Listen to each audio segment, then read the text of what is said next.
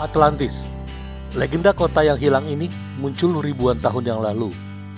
Plato adalah orang pertama yang menyebutkan pulau hilang itu pada tahun 360 sebelum Masehi. Tetapi, deskripsinya mungkin terdengar sedikit berbeda dari mitos yang pernah kita dengar. Plato mengatakan, Atlantis ada sekitar 9.000 tahun sebelum masanya, dan ceritanya telah diturunkan oleh penyair, pendeta, dan lain-lain. Tetapi tulisan Plato tentang Atlantis adalah satu-satunya catatan keberadaannya yang diketahui. Atlantis digambarkan sebagai pulau-pulau konsentris yang dipisahkan oleh parit lebar dan dihubungkan dengan kanal yang menembus ke tengah.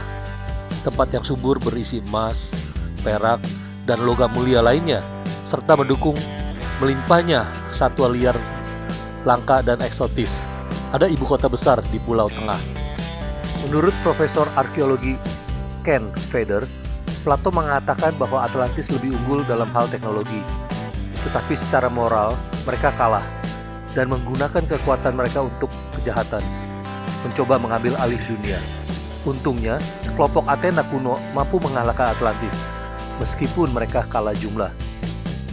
Dan kisah itu bertahan selama beberapa ribu tahun, hingga pada tahun 1881, ketika Ignatius Donnelly memulai teori konspirasi yang mengatakan bahwa ide-ide seperti metalurgi, pertanian, agama, dan bahkan bahasa pasti berasal dari Atlantis. Orang lain dengan cepat mempercayainya, dan terbentuklah gagasan Atlantis sebagai pulau utopia mistis.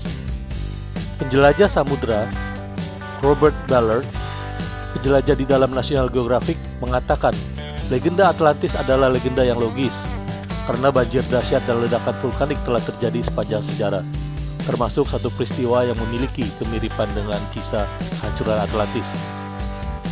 Sekitar 3.600 tahun yang lalu, letusan gunung berapi besar meluluh lantakan pulau Santorini di Laut Aegea dekat Yunani.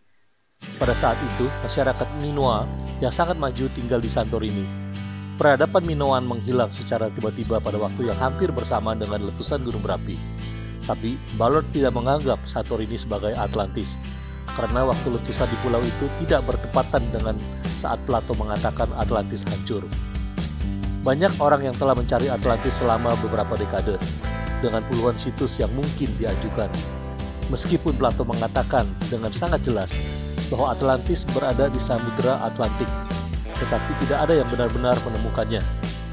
Dongeng, legenda, maupun mitologi seringkali kita dengar dalam cerita orang-orang terdahulu.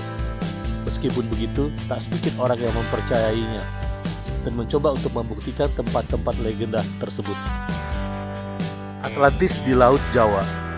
Sundaland atau khususnya Indonesia telah diadvokasi sebagai situs Atlantis. Kunci dari argumen ini adalah bahwa Samudra Atlantis mengacu pada samudra yang mengelilingi Eurasia dan Afrika, yang merupakan pemahaman sejarah hingga zaman Christopher Columbus.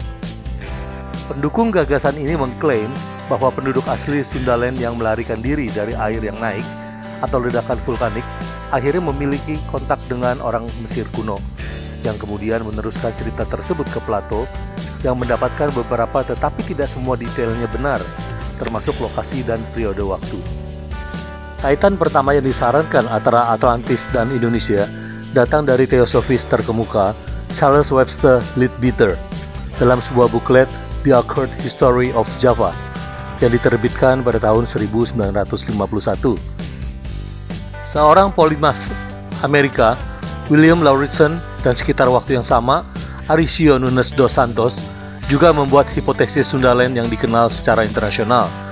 Zia Abbas, seorang ilmuwan komputer, mengklaim untuk membuktikan bahwa Atlantis ditemukan di Laut Cina Selatan. Perwakilan terkenal lainnya dari lokalisasi Atlantis ini adalah Sunil Prasanan, seorang ahli biologi molekuler yang telah bekerja antara lain di Imperial College London. Atlantologi hipotesis Sundaland juga diapit oleh studi ahli geologi dan geofisika Robert M. Shaw dari College of General Studies di Boston University. Bersama dengan Robert Aquinas McNally, pada tahun 2003 menerbitkan sebuah buku yang menyatakan bahwa kedua penulis memiliki alasan untuk menduga konsep konstruksi piramida telah dikembangkan oleh peradaban yang hilang, yang sebelumnya ada di Sundalandia.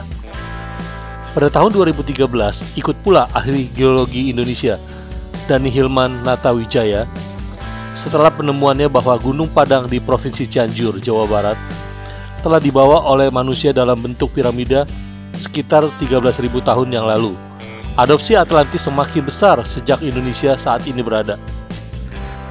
Sekitar 11.600 tahun sebelum Masehi, permukaan laut berada sekitar 60 meter di bawah permukaan laut saat ini, sebagaimana ditunjukkan pada peta yang diekstraksi oleh penulis dari Grid Elevasi GTOPO 30 yang diterbitkan oleh USGS. Bepergian lebih jauh dari Sundalandia, seseorang dapat mencapai beberapa pulau seperti Kepulauan Nusa Tenggara, Sulawesi, Kepulauan Maluku, Mindanao, dan Luzon. Melewati pulau-pulau ini, seseorang dapat mencapai benua yang berlawanan, yaitu benua Sahul Besar, yang menggabungkan benua Australia, Papua, dan daratan yang menghubungkannya. Benua ini meliputi Samudra Pasifik dan Hindia, sehingga pernyataan Plato, ada jalan menuju pulau-pulau lain. Dari sini Anda dapat melewati ke seluruh benua yang berseberangan, yang meliputi lautan yang sebenarnya. Adalah benar untuk menunjukkan bahwa Atlantis dihipotesiskan terletak di Sundalandia. Apakah Atlantis berada di Laut Jawa, seperti yang digambarkan di atas?